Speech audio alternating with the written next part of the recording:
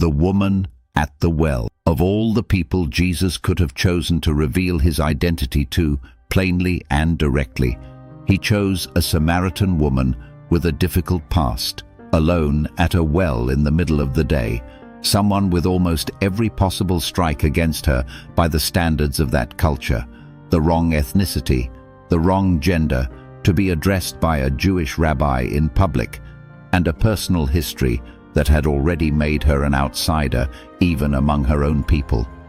Jesus broke convention immediately just by speaking to her. John chapter 4 verse 9. Then saith the woman of Samaria unto him, How is it that thou, being a Jew, askest drink of me, which am a woman of Samaria? For the Jews have no dealings with the Samaritans. The disciples were equally startled when they returned. They marveled that he talked with the woman, spoken from John chapter 4 verse 27. This wasn't ordinary behavior, and everyone around Jesus knew it. He didn't avoid her past either, but he didn't lead with condemnation. He simply saw it clearly. Jesus saith unto her, Go, call thy husband, and come hither. For thou hast had 5 husbands, and he whom thou now hast is not thy husband. In that saidest thou truly. Quoting John chapter 4, verses 16 through 18. There was no shaming tone recorded here, just direct, complete knowledge of exactly who she was, spoken plainly. It's in this exact conversation, with this particular woman, not with the religious leaders, not with his own disciples, that Jesus gives one of his clearest teachings about the nature of true worship. Continuing from John chapter 4 verse 24, God is a spirit, and they that worship him must worship him in spirit and in truth.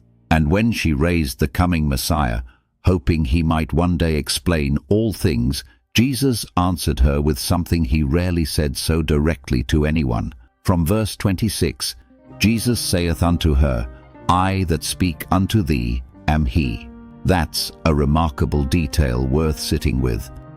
Of all the people Jesus could have first plainly revealed himself to as the Messiah, he chose her, not a religious scholar, not a synagogue leader, not someone with a spotless reputation. A woman's society had already written off. Her response is just as striking as the revelation itself. She didn't stay quiet about her past out of shame.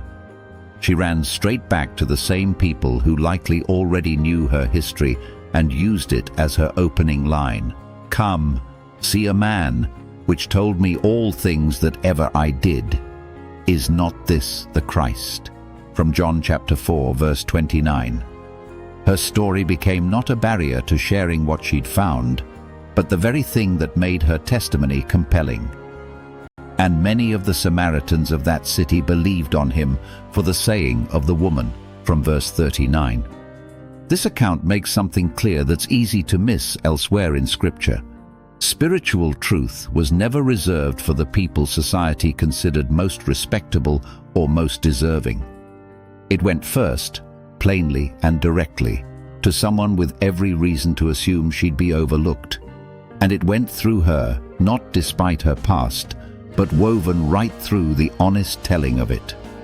MJI LightWorker, www.stairwaytoheaven.org